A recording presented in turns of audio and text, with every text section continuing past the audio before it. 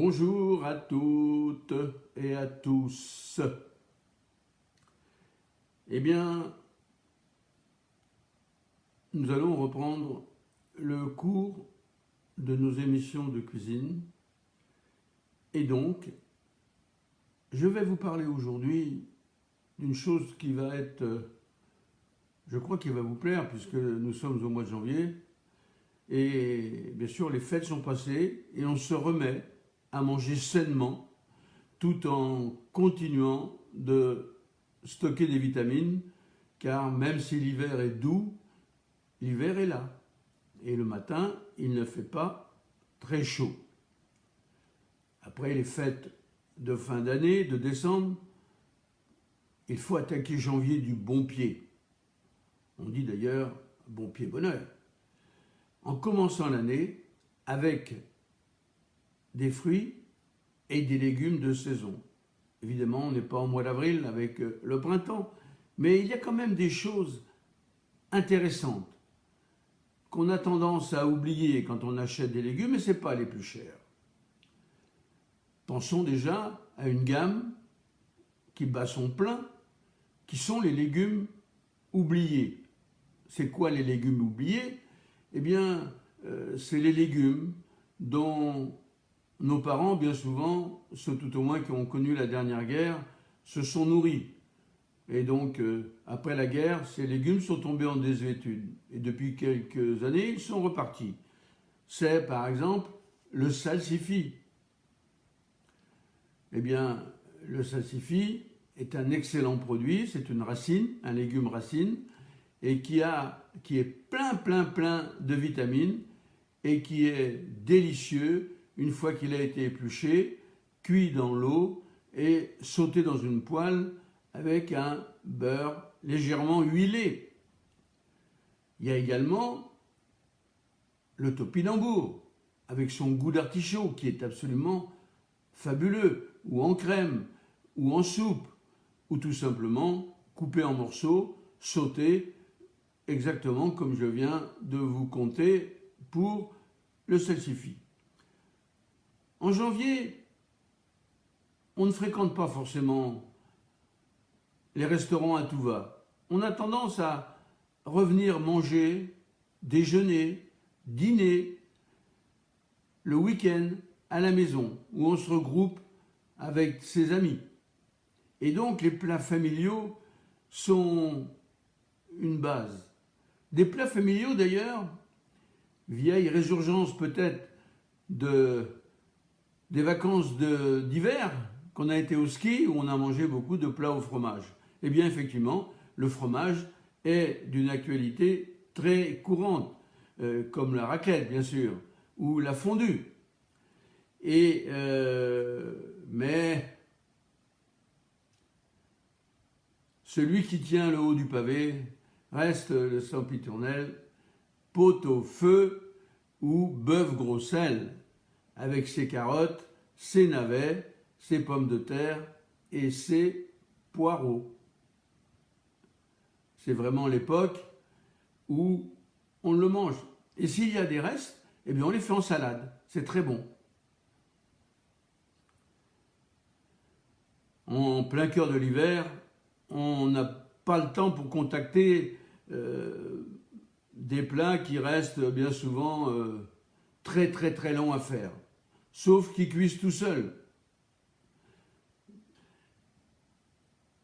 Ou même des desserts très longs. Mais ça n'empêche qu'on aime bien déguster au coin du feu de petits plats qui se mijotent mais qui se font assez rapidement. Nous sommes aussi dans cette époque d'hiver, c'est la grande époque des fruits exotiques qui apporteront aussi beaucoup de gaieté, mais surtout beaucoup de vitamines et de couleurs et en plein cœur de l'hiver, aussi rigoureux ou pas soit-il. Alors quels sont les légumes de janvier? Vous avez les brocolis. Et on ne met pas un S à brocoli, parce que quand on dit les brocolis, il est déjà au pluriel. puisque c'est italien, c'est un mot italien. On dit un brocolo, des brocolis. Donc ça serait le mettre 2 fois au pluriel, comme si en français vous mettiez 2 S. Hein.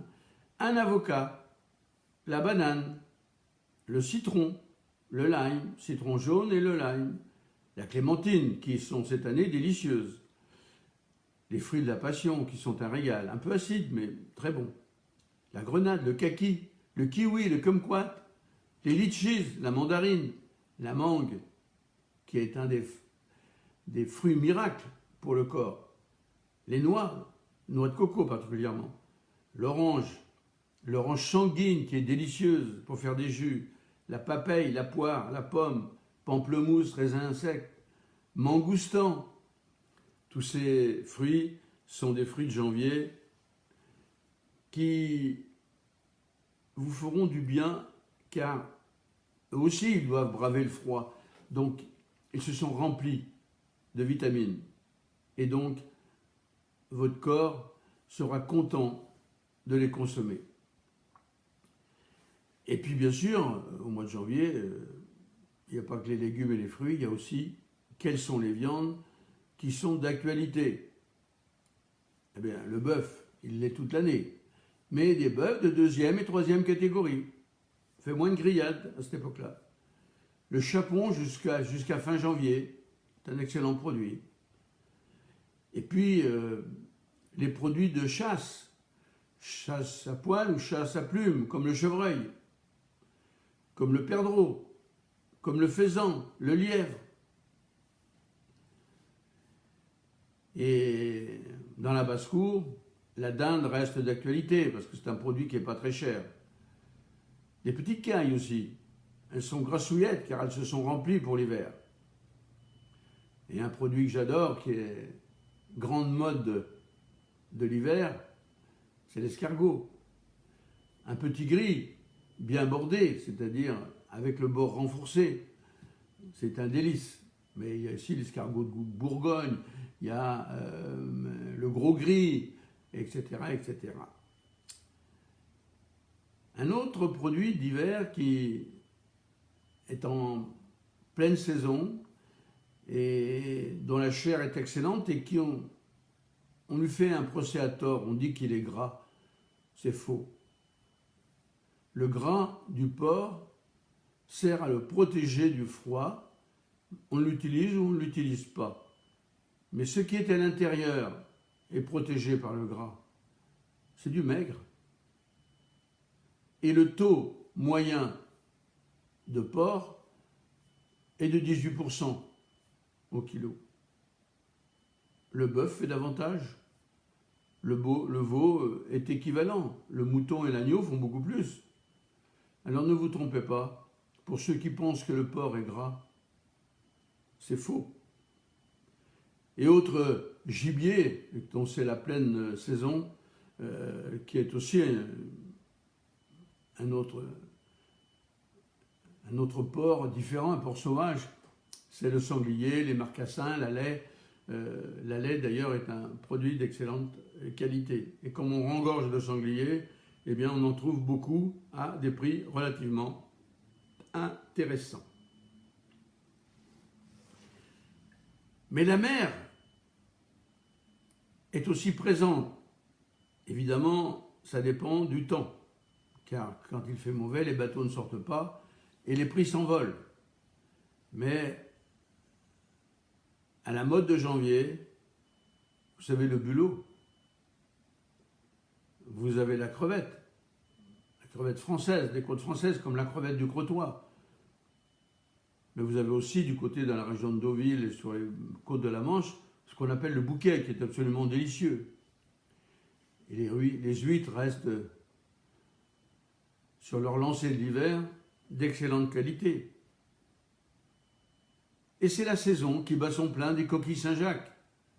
Les coquilles Saint-Jacques, elles sont aujourd'hui en prix au bas de l'échelle. Je voyais ce matin, il y avait 3 kilos de coquilles Saint-Jacques exceptionnelles à la vue qui étaient ouvertes avec leur corail ou sans leur corail, 3 kilos pour 21 euros, ce qui fait 7 euros le kilo. Alors évidemment, on est loin des prix du franc d'autrefois, mais n'empêche que c'est très correct en prix. Bien sûr, à 7 euros, elles sont avec la coquille. Et les moules. Moules de Bouchot, moules du Nord, de Hollande, moules d'Espagne, moules de Méditerranée, moules d'Italienne, moules d'Italie. Toutes ces moules sont en pleine saison. Et c'est le moment où de les faire farcir, ou de les faire en marinière, ou de les faire sauter en salade, en gratin. Mais les moules sont pleins de vitamines. Et avec 1 litre de moule à 2, on peut faire un bon repas. Croyez-moi. Et la moule, c'est absolument délicieux. Et puis on l'a un petit peu oublié parce qu'on n'en trouve pas beaucoup sur la région parisienne, mais on en trouve sur les bons marchés. Ce sont les oursins. Les oursins sont en pleine saison. Et un oursin, c'est plein d'iode. Et manger 2 ou 3 oursins, ça vous fera tout ce que vous avez besoin en énergie pour la journée. Alors pensez-y. Et puis le mois de janvier, bien sûr, c'est aussi le mois des fromages. À ce sujet-là, je vous le répète jamais assez, on ne boit pas de vin rouge sur un fromage, sauf sur le Saint-Nectaire. Sur une pâte genre Roquefort, persillé, on peut boire un vieux Bianus, un vieux Porto. On peut boire des vins sucrés éventuellement, vieux, mais pas de vin rouge. Le fromage, la fleur du fromage, ne supporte pas certains produits qu'on trouve dans le vin. Et ça provoque une réaction chimique qui ne vous rendra pas malade, mais qui mettra en l'air votre digestion. Voilà. Donc, Beaufort, vin blanc de Savoie, camembert, du cidre et éventuellement du calvados, ou alors de l'eau. Cantal, vin d'Auvergne, tout simplement. Pensez, lorsque vous avez un fromage, que s'il y a un vin de région, il s'adapte certainement à ce produit. Avec le vacherin, vous mettrez des blancs d'Alsace. Avec le Parmigiano, vous mettrez des blancs d'Italie. Avec le brie, on mettra un vin blanc. Avec le brocciou, pourquoi pas un vin corse, mais en blanc. Brie à Savarin également. La Concoyote, un vin d'Alsace, ou même des Vosges, un gris de Toul. Avec le gruyère, les Suisses ont des vins excellents. Profitez-en pour les goûter ensemble. Pour le vacherin, l'Est de la France nous fournit en vin tout ce que nous pouvons rêver d'avoir. Avec la feta, je mettrai un vin du sud de la France, Jean Rosé, blanc, ou d'Italie. Même chose pour la mozzarella. Mais je vous rappelle, et vérifiez sur Internet si vous avez un doute, on ne met pas de vin rouge avec les fromages, et encore plus si ce sont des chais. Voilà, parce qu'il y a une ignominie entre les choses qui compostent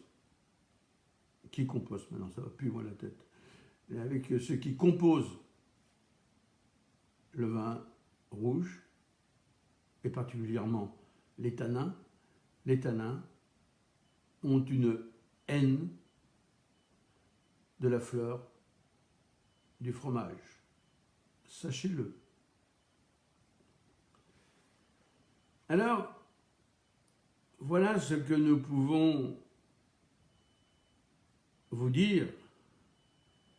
Et en janvier, par exemple, en fonction de ce que je viens de vous dire, eh bien, quels sont les plats qu'on pourrait faire?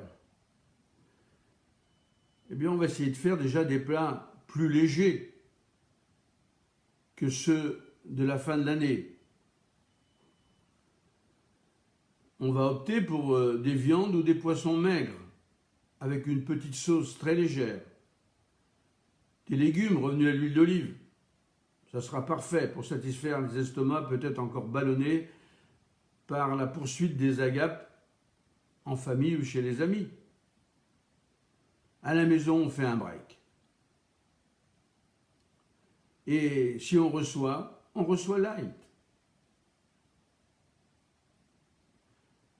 Alors pour ce résumé, pour cette première partie, en attendant que Carole nous mette ces belles musiques dont je raffole, eh bien, janvier, on va freiner un peu sur les plats trop riches, les sauces, les fromages, les féculents et l'alcool. Alors, j'ai quelques idées à vous donner pour poursuivre les festivités sans trop de fracas au niveau balance et équilibre. Alors les légumes, je vous ai dit, il y a également l'endive, le céleri, le poireau, les choux, les courgettes seront très bien en soupe de légumes. Beaucoup de soupe de légumes. Ça vous fera du bien. Ça vous remettra l'estomac bien d'aplomb. Les agrumes, puisque c'est la saison des agrumes, pour la fraîcheur, et également les vitamines. Et les desserts de janvier, je crois qu'on peut rester sur la galette des rois, c'est très sain, c'est très simple. La crème est légère et c'est pareil, ça ne vous forcera pas l'estomac. On peut aussi, au niveau des poissons, je vous l'ai dit, travailler le fruit de mer et le travailler, si on peut, en tartare, en carpaccio. Voilà. Alors, je vais vous laisser quelques minutes, le temps qu'on récupère tous un petit peu, et Carole va nous envoyer quelques morceaux de musique, et je reviendrai aussitôt. À tout de suite, si vous le voulez bien. Vous avez besoin de vitamines? Eh bien, je vais vous donner une recette. C'est une salade libanaise qui se prépare à l'avance et qu'on peut manger plusieurs jours de suite, ça ne pose pas de problème. Quelques infos pratiques. Cette salade, je la prévois pour 4 personnes, mais vous pouvez doubler ou tripler si vous voulez la garder plusieurs jours. Le temps de préparation, il est de 15 minutes. Le temps de cuisson des différents éléments, au total, fera 35 minutes, ce qui vous fait environ 50 minutes pour préparer cette recette. Est-elle compliquée? Pas du tout. Elle est même très facile. Et son coût est bon marché. Moi, je lui mets 2 € pour la faire. Alors, qu'est-ce que je vais utiliser comme ingrédient pour cette salade? Eh bien, je vais utiliser 400 g de lentilles séchées, des belugas noirs ou éventuellement de la lentille verte du Puy. 2 grosses gousses d'ail coupées en 2. Dégermées, bien sûr. Et 2 cuillerées à soupe d'huile d'olive. Mais attention, de l'extra vierge, de la bonne huile d'olive, même un peu piquante si vous aimez. Pour accompagner tout ça, je vais avoir besoin d'une vinaigrette, mais pas n'importe laquelle. Alors, puisque c'est la saison des agrumes, nous allons faire une vinaigrette de citron. Il me faudra 60 ml, 6 centilitres de jus de citron frais. C'est à peu près la valeur de 2 citrons. 2 cuillères à soupe d'huile d'olive, extra vierge. Pas celle bon marché du supermarché. Hein. Une cuillère à café de moutarde de Dijon. Une cuillère à café de miel ou de sirop d'agave. Vous verrez, ça va casser l'acidité du citron. Une gousse d'ail émincée, 100 g d'oignons rouges émincés, ciselés je dirais même. Une poignée d'herbes fraîches si vous en trouvez, que vous allez hacher. De la menthe citron et de la nette. Du sel fin de cuisine et du poivre noir du moulin que vous allez moudre au dernier moment pour que les saveurs du poivre se retrouvent dans votre salade. Voilà, tout est prêt pour maintenant, étape par étape, réaliser cette salade. Alors maintenant, on va commencer par quoi? On va commencer par le plus long, les lentilles. Donc on va commencer par rincer les lentilles sous l'eau courante dans une passoire et puis bien les égoutter.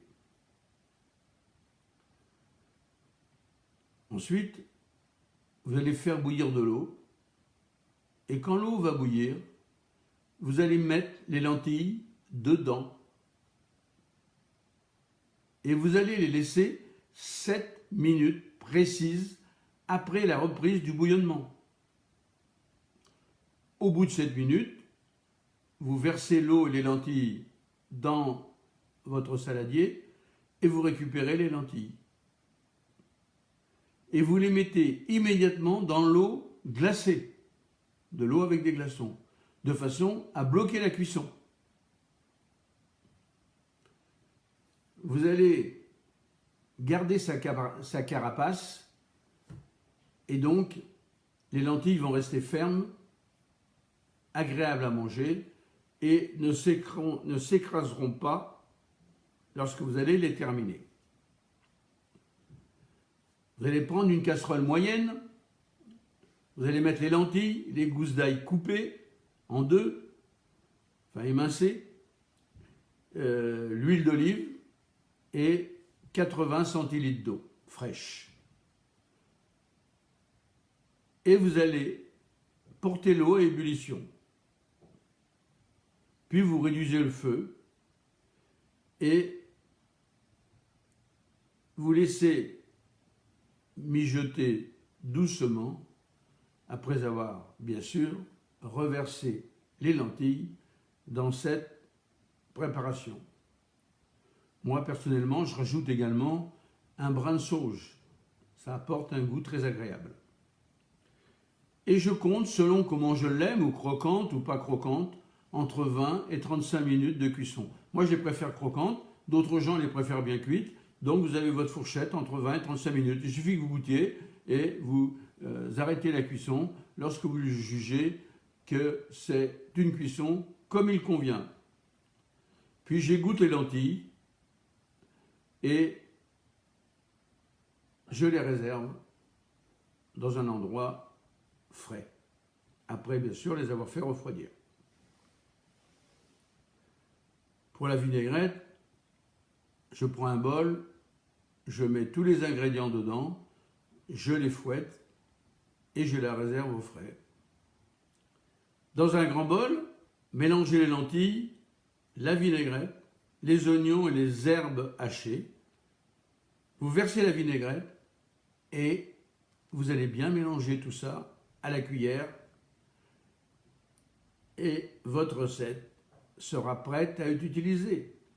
Et vous la servez bien frais. Voilà pour cette recette de lentilles. Alors vous savez que on me pose beaucoup de questions et par exemple, on me dit, eh bien, comment faire une vinaigrette de gingembre? Alors je profite de l'occasion et à chaque fois je vous en mettrai une petite comme ça pour accompagner le débat. Vous voulez une idée de vinaigrette? Une vinaigrette exceptionnelle à faire en toute saison. Il vous faudra 40 centilitres environ. Temps de préparation, 10 minutes. Degré de difficulté, très facile. Et le coût est bon marché, j'y mettrai 1 euro. Alors quand je dis j'y mettrai 1 euro, c'est pas que ça va coûter 1 euro, c'est que j'y mets, si vous voulez, 1 euro c'est vraiment pas cher, 2 euros c'est abordable, 3 euros c'est un peu plus cher, vous savez, c'est le dessin de l'euro que je mets. 4 euros ça commence à monter en prix, 5 euros c'est déjà assez cher, 6 euros ça devient cher, 7 euros ça devient très cher, 8 euros c'est très très cher, 9 euros c'est genre si j'utilise du caviar ou des choses comme ça ou de la truffe, et 10 euros lorsque ce sont des produits comme on peut trouver en ce moment, les petites anguilles qui sont inabordables en prix en ce moment et dont le prix est autour de pratiquement, ça monte à 6 000 euros le kilo. Voilà. Alors, autant oublier ça. Les pibales, voilà, je cherchais le mot. Alors, les ingrédients pour cette recette. 80 ml de lait de coco. Un peu de curcuma moulu. Pas trop. Vous vous réglez en fonction de votre goût. 3 cuillères à soupe de gingembre pelé ou haché. 3 carottes bio lavées et râpées. Un demi-piment serrano ou éventuellement du piment d'Espelette. 80 ml d'huile d'olive extra vierge. Quelques pincées de sel de cuisine. 2 cuillères à soupe de sésame grillé. Et grillé maison, c'est encore mieux. Une cuillère à soupe, c'est facultatif, mais vous pouvez toujours le mettre, de miso, de pâte miso. Une cuillère à soupe de miel ou de sirop d'érable. Les goûts sont tellement proches. 60 ml de vinaigre de riz brun. Et 4 échalotes grises, moyennes et pelées. Déjà, ça doit au niveau du goût vous interpeller. Alors, quelles sont les différentes étapes? On va réduire en purée le lait de coco, le curcuma, le gingembre, les carottes, le poivre, l'huile d'olive, le sel, l'huile de sésame grillée, le miso, le sirop d'érable, le vinaigre de riz brun, les échalotes grises dans un mixeur jusqu'au temps que vous ayez une mixture, on peut dire, une texture très lisse. Et là, vous allez goûter. Et vous allez ajuster, si nécessaire, l'assaisonnement. Soit avec un peu plus de sel, soit un peu plus de vinaigre, ou tout autre ingrédient qui vous semble indispensable pour améliorer le goût de votre vinaigrette. Alors, le chef que je suis, qui adore ce genre de produit, peut vous donner quelques conseils. une vinaigrette parfaite pour accompagner en hiver une salade d'agrumes, romaines et endives, une salade de nouilles avec des algues et du tofu, des nouilles soba par exemple, ou une poêlée de choux de Bruxelles. Et quand on sera dans les beaux jours du printemps, une salade de faro et roquettes, une salade de haricots verts, tomates et amandes. Et vous allez vous régaler. Et le parfum qui va monter dans vos assiettes et autour de la table rendra une ambiance joyeuse, délicieuse, qui ne vous laissera pas indifférent. Vous en voulez une autre petite? Ah, je vois des choses qui s'affichent. Une autre, une autre. Eh bien, dites donc. Allez, qu'est-ce que je peux vous faire? J'en ai 3 ou 4 sous les yeux. Ah, ben tenez. Je vais vous faire un chutney. Moi, j'adore le chutney. J'espère qu'il en est de même pour vous. Un chutney de coriandre indien. Je peux vous dire que c'est des choses que j'adore faire. Pour accompagner, c'est génial pour accompagner les légumes. Cette année. Alors, je vous disais que ma sauce est une sauce géniale pour accompagner les légumes dans une salade ou même un sandwich. Mais également, ça se marie assez bien avec des viandes et du poisson. C'est un régal. Ce chutney indien. Faites un petit bol. 10 minutes de préparation. 10 minutes de cuisson. 20 minutes au total. Degré de facilité, super. Ah bien, il y a Carole, notre associé webmaster, me dit une light. Eh bien voilà, vous êtes gâtés là.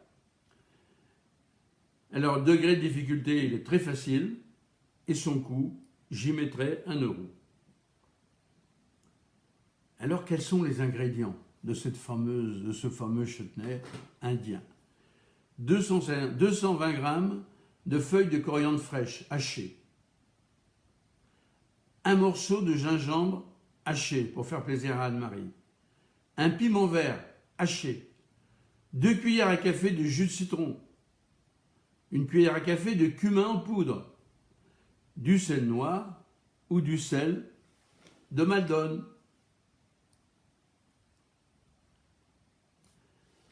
Alors, quelles sont les étapes? Il y en a 4 ou 5 maximum. Mixez tous les ingrédients en robot avec un peu d'eau pour obtenir une pâte lisse. Et comme tout à l'heure, vous vérifiez l'assaisonnement à la cuillère et vous ajoutez ou du sel ou du jus de citron si besoin. Et vous conservez ce chutney à la coriandre dans un bol ou un récipient couvert dans le réfrigérateur. Et vous l'utilisez pour accompagner les viandes, les pâtes, voire des poissons grillés et beaucoup de légumes. On ne peut pas faire plus simple. Et c'est light pour la ligne de ces dames qu'elles ont un peu négligé pendant ces fêtes, n'est-ce pas?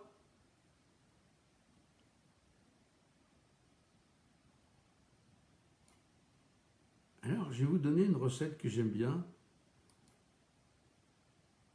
mais comme la nuit tombe, je vais avant rajouter un petit peu de lumière, car je suis dans l'ombre et je ne m'en rends pas compte parce que moi j'ai la lumière qui est éclairée de l'appareil, mais je vais vous abandonner quelques secondes.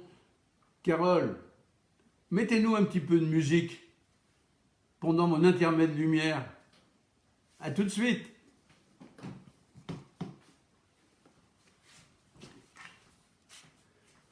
Voilà. Eh bien, je reprends et je vais vous faire je vais vous faire, je ne vais pas vous la faire, bien que c'est très proche que je les fasse devant vous. Je vais vous faire une sauce américaine à l'encre, parfaite pour les encornets. Et voilà comment il faut que vous osiez cuisiner l'encre. L'encre, bien sûr, de poulpe. Pour ça, il vous faudra une saucière. Le temps, c'est 15 minutes de préparation, temps de cuisson, 35 minutes. Et le degré de facilité, moi j'y arrive, donc c'est facile. À mon âge, on commence à être sénile. Et donc si j'y arrive toujours, c'est que c'est facile. Non, je rigole. Le coût, j'y mettrais quand même 3 €. Hein, parce que c'est pas donné l'encre, j'allais dire l'encre de Chine, non, l'encre de poulpe ou d'encornet. Il vous faudra 800 g d'étreilles, vous savez ces petits crabes là, sympathiques. Il faudra 1 kg d'encornet, 40 centilitres d'huile d'olive, mais de la bonne, extra vierge, première pression à froid, 150 g d'oignons blancs, 100 g de carottes. Vous savez, des carottes de la grosseur un peu plus grosse que le pouce là. Après, elles sont un peu dures. 40 centilitres de concentré de tomate. 40 centilitres de cognac. Ah, du cognac. Glou, glou, glou, glou, glou. Attention, c'est un alcool à ne consommer qu'avec modération, bien sûr. Hein? Je vous vois venir. 80 centilitres de vin blanc. Pouh! Enfin, heureusement, on va le faire cuire. L'alcool se sera évaporé. 1,5 litre de fumée de poisson. Alors, soit vous l'achetez tout prêt en supermarché, maintenant il y en a du très bon, soit vous achetez, vous demandez à votre poissonnier de vous fournir des arêtes, etc. Et vous le faites vous-même. Hein. Il suffit de les passer au four et ensuite de rajouter de l'eau et de le laisser cuire jusqu'à temps qu'il soit au goût que vous souhaitez. 400 g de tomates. Alors je sais que les tomates, ce n'est pas la meilleure saison. Bien, alors j'en étais à mes tomates. Et bien sûr du sel, du poivre, du piment, 25 g d'ail blanc. On peut même mettre du rose. C'est délicieux le rose.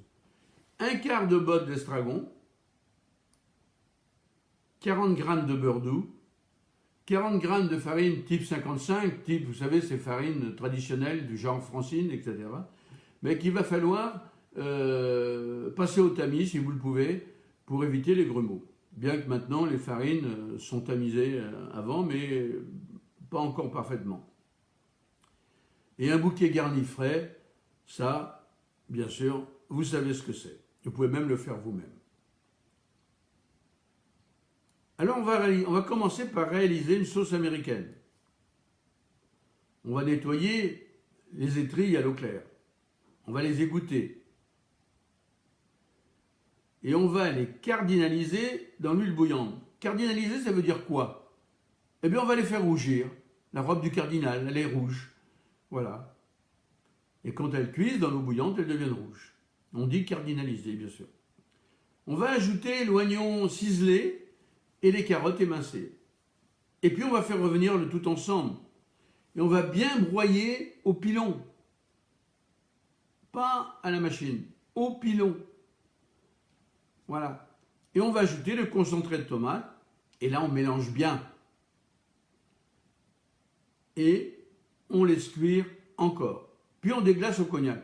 Mais attention, on déglace hors du feu. On prend sa casserole, on la sort du feu, on déglace comme il faut, parce que si jamais vous mettez le cognac sur le feu, eh bien, comme il y a plein de sucre, il va caraméliser, ça va tout coller, et ça n'aura pas du tout le même goût, puisque ça risque de noircir par la chaleur, et là, vous allez un peu avoir des goûts comme si ça avait pris au fond.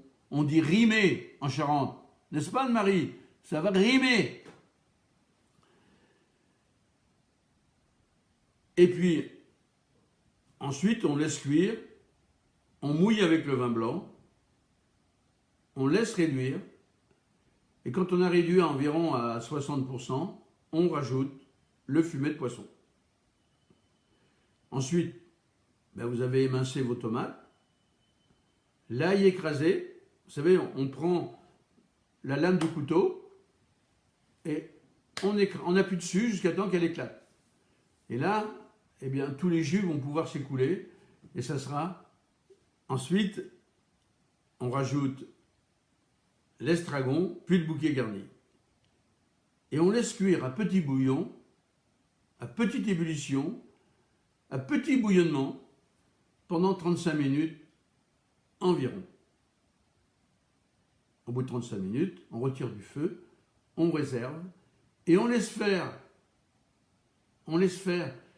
que l'osmose se fasse, que les goûts se mélangent, et que cet ensemble hétéroclite devienne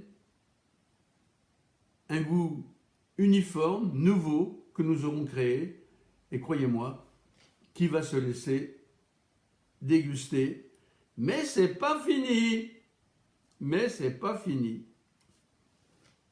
Pour l'encre. Alors soit vous avez de l'encre toute prête que vous avez récupérée chez votre poissonnier, soit vous prélevez les poches d'encre des encornets. Donc je reprends, on va prélever les poches d'encre des encornets et dans une passoire au-dessus d'une jatte ou d'un saladier, on va les écraser pour en récupérer l'encre et on la réserve. On la filtre et on la réserve. Maintenant, on va terminer la sauce. On va passer la sauce chinoise pour ne garder que le liquide. Le chinois, oui. L'étamine, c'est mieux. Puis on va les laisser réduire dans la casserole. On va ajouter la farine et le beurre pour faire un roux. On fait le roux et on rajoute le roux dans la sauce. On porte à ébullition et on va la monter au beurre avec des petits carrés tout petits, enfin gros comme le pouce, et on va le faire fondre en le travaillant à la cuillère de bois. Et c'est mieux encore si c'est une cuillère de buis. Le buis a des secrets qui, au contact d'un liquide, se dégagent de ce bois et va donner à la sauce que vous faites, il va l'épaissir et en plus, il y aura un petit goût de bois qui ne sera pas désagréable. Une fois que votre sauce est montée au beurre, eh bien on est près de la fin. On va y verser l'encre et on commence tout doucement. Et au goût, on juge. À la couleur aussi. Et puis, vous rajoutez la quantité que vous estimez devoir mettre, en faisant attention à ne pas en mettre de trop, parce que c'est plein d'iode, et tout le monde n'a pas le goût d'iode. On peut en mettre un peu, beaucoup, passionnément, à la folie. C'est comme l'amour, ça. Plus tu veux, plus tu choisis. Mais attention, il y a le revers de la médaille des fois. Et on va laisser chauffer jusqu'au moment de servir à feu très doux. Et là, on aura fait cuire à part, pendant tout ce temps-là, des encornets. Pas trop, pour pas qu'ils deviennent caoutchouteux. Et on versera la sauce sur les encornets, pas le contraire, après les avoir égouttés. On prendra une assiette creuse, on mettra les encornets au fond de l'assiette, on versera la sauce, et chacun aura sa part. Et pour accompagner ça, eh bien, moi je prendrai une tartine de gros pain que j'aurais passé au four pour une régalade. Mais une vraie régalade.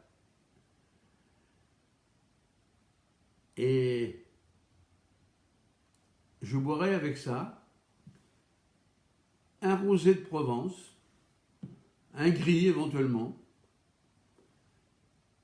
mais un vin de couleur sans qu'il soit rouge. Le rosé frais sera agréable et amènera à cet ensemble des saveurs incomparables qui finiront votre plat en apothéose. Eh bien, moi, je termine. Oh, vous voulez encore des recettes? Oh non! Oh là là, j'ai le temps qu'ils mettent un parti. Carole va me dire, oui, oui, mais moi, il faut que je travaille après, puis il faut que je les mette en place. Alors que, bon, alors la dernière des dernières, hein. Alors, est-ce qu'il y a des amateurs de viande? Eh bien, écoutez, s'il y a des amateurs de viande, je vois qu'on me fait signe. Moi qui ai beaucoup vécu en Argentine, et qui était chef, qui a introduit les écoles Vatel en Argentine, à Buenos Aires, et également en Uruguay, eh bien, je vais vous apprendre à faire un chimichurri, qui est la sauce traditionnelle qui accompagne les fameuses soirées viande de nos amis argentins. Il n'y a pas de barbecue, enfin eux ils n'appellent pas ça comme ça, mais il n'y a pas de soirée viande. Vous savez qu'un Argentin, il mange en moyenne par jour 800 grammes de viande. Un Argentin qui n'aime pas la viande, ça n'existe pas. Vous voyez? Donc, ils font ces espèces de barbecue permanent, midi et soir. Avant, ils mangent une soupe ou une salade de tomates. Et après, ils ont leur fameux gâteau tout prêt qu'ils achètent dans les pâtisseries, dans la pastellaria. Mais il faut qu'ils fassent leur fameuse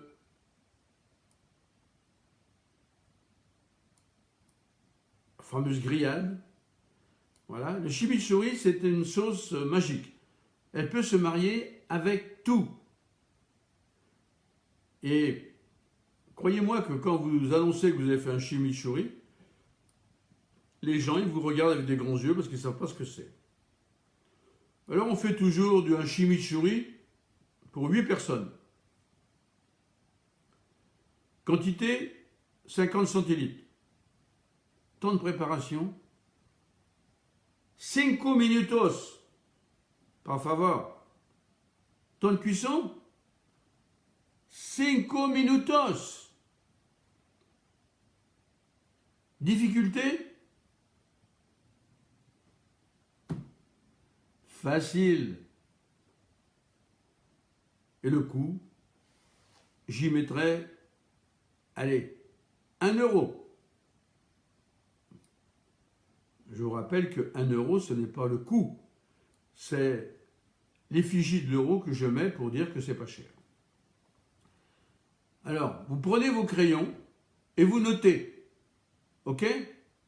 Chimichurri. C-H-I-M-I-C-H-U-C-H-O-U-R-I. Voilà. Je le reprends parce que je crois que j'ai dit 2 fois les mêmes lettres. Voilà, je vais vous le redire. C-H-I-M-I-C-H-U-2-R-I. Voilà. C'est clair? Sauce chimichurri. Alors maintenant, il me faut les ingrédients. 10 centilitres d'huile d'olive extra vierge olive. Une cuillère à café de romarin frais. Une cuillère à café de branches de thym frais. Vous pouvez mettre du thym citron, du thym menthe, vous pouvez faire même un mélange, c'est pas un problème. Une cuillère à café de brin d'origan. 2 cuillères à café de paprika doux. 2 gousses d'ail écrasées, l'ail blanc. 2 feuilles de laurier sauce bien émiettées. Une pincée de flocons rouges de piment, qu'on appelle aussi l'agneau. Un peu de sel de cuisine et une cuillère à soupe de jus de citron frais. Vous voyez que c'est pas bien compliqué. Alors maintenant, comme pour le Tour de France, il y a des étapes. Alors quelles sont-elles? Eh bien, vous êtes prêts? Vous avez votre crayon? Vous allez chauffer doucement l'huile d'olive sur feu moyen dans une poêle, jusqu'à ce qu'elle soit chaude, puis vous la retirez du feu. Pendant que cette huile chauffe, vous allez piler légèrement, ensemble, le romarin, le thym, l'origan, dans un mortier avec un pilon. Vous allez incorporer le paprika, l'ail, le laurier, les flocons de piment rouge, le sel que vous aurez mis dans l'huile. Et vous rajoutez l'huile. Puis vous ajoutez les herbes pilées et le jus de citron.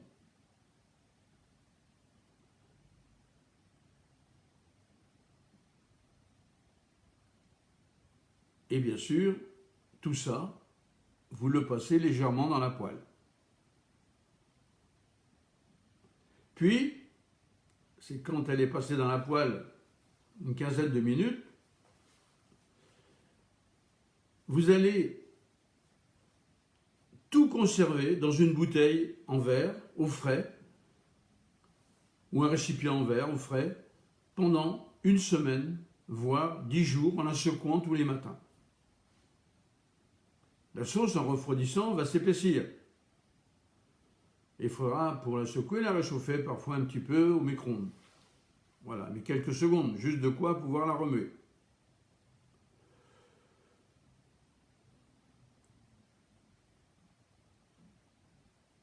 Alors, mes conseils, quand même habité un certain nombre d'années en Argentine, et j'ai vu comment elle était utilisée. Ben, elle s'utilise tout simplement comme nous on utilise la moutarde. Voilà. Ils en mettent sur la viande, ils en mettent sur les légumes, ils en mettent sur les poissons, bien que les poissons là-bas, ils ont 3500 km de côte, mais ils n'en mangent pas.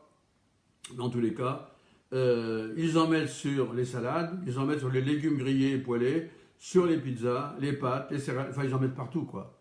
Tout juste ils n'en prennent pas au petit déjeuner. Et je ne suis pas certain qu'ils n'en prennent pas d'ailleurs. C'est la sauce qui marche avec tout et qui marche sur tout. Un peu comme nous, je vous dis, la moutarde, voire la mayonnaise. Et d'ailleurs, elle est rarement faite maison. Ils l'achètent tout frais, tout prêt. Mais moi, je préfère qu'on la fasse. Et avec des petites quantités comme ça, on peut la conserver. Et partant de là, vous la servez à qui mieux mieux. Et j'espère que ce moment que nous venons de passer ensemble vous aura satisfait. Et que vous y aurez trouvé votre bonheur.